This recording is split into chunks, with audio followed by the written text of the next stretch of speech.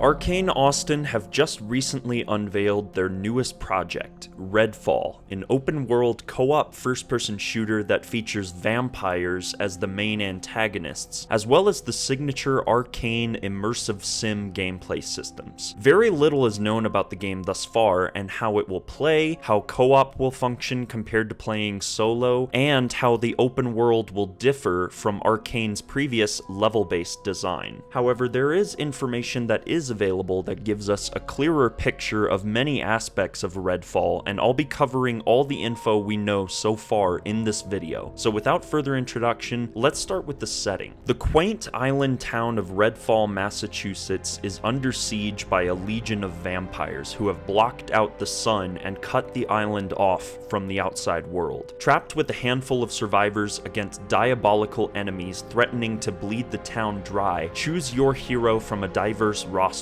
grouping up with others to create the perfect team of vampire slayers. Based on this description, we know that the town is an island town isolated from the mainland. Sounds a bit like Black Reef Island from the upcoming Deathloop. An isolated setting allows Arcane to really focus in on the characters and story without having to worry too much about establishing a world outside of this small pocket of civilization. The four main characters that we'll presumably be playing as finally have some names that we can put to the faces. Layla Ellison, Devinder Crowsley, Jacob Boyer, and Remy De La Rosa. Here's some interesting backstory on these four characters. Layla Ellison moved to REDFALL from Wisconsin. She studied biomedical engineering at REDFALL Technical University and volunteered for a medical trial at the ominous Avum Therapeutics research facility, where apparently something went very wrong, leaving her with intense telekinetic abilities. Devinder Crowsley is a cryptozoologist and aspiring inventor. His recent book tour landed him in REDFALL just before it went dark. After years of struggling to create cutting-edge tech to hunt supernatural phenomena, everything is finally starting to click. In REDFALL, monsters are real and his inventions work. As he puts them to use fighting vampires, he documents every step of the way. If he gets out of this alive, he'll have all of the validation he needs. Jacob is an ex-military sharpshooter sent into REDFALL just before the sun darkened as part of an elite private security force. Dark circumstances separated him from his platoon, forcing him down a rogue path.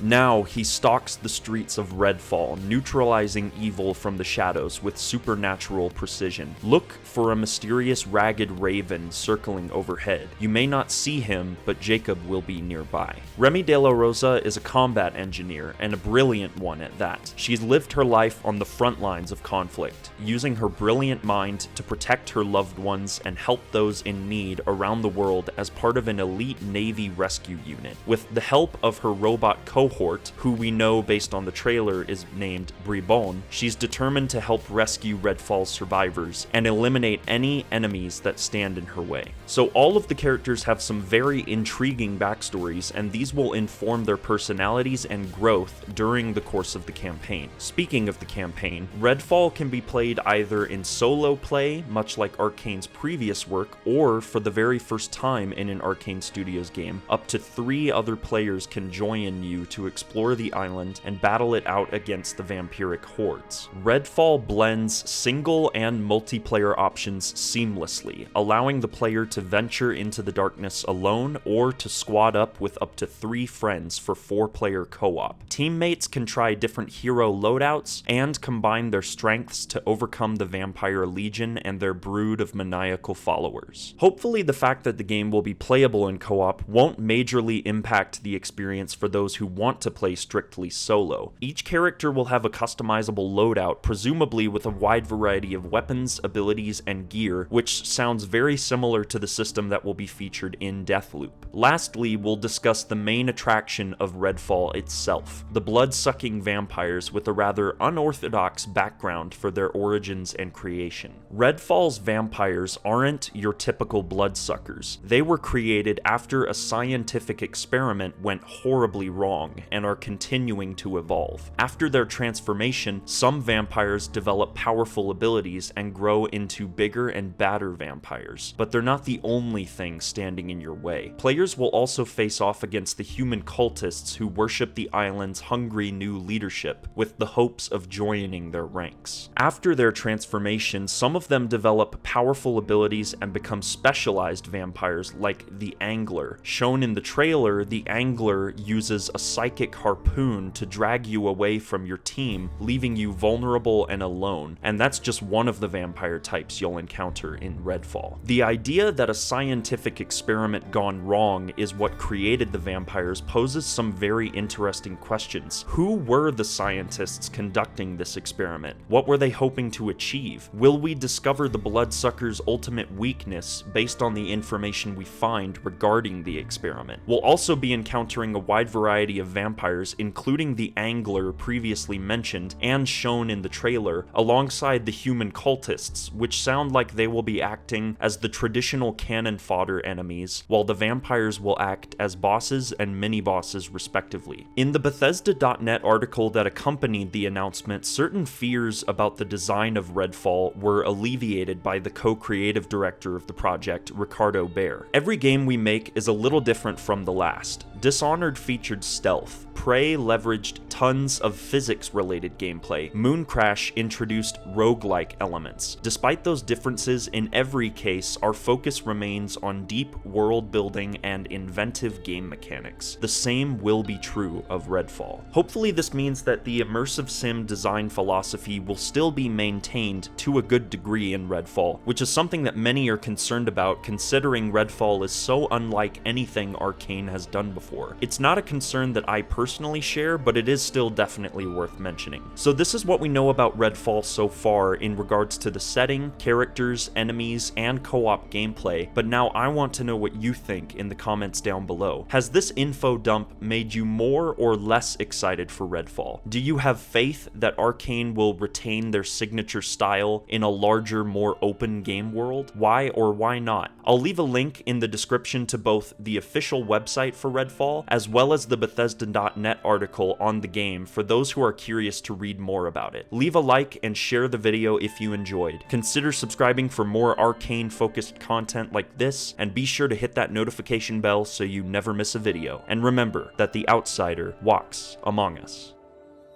Thanks for watching.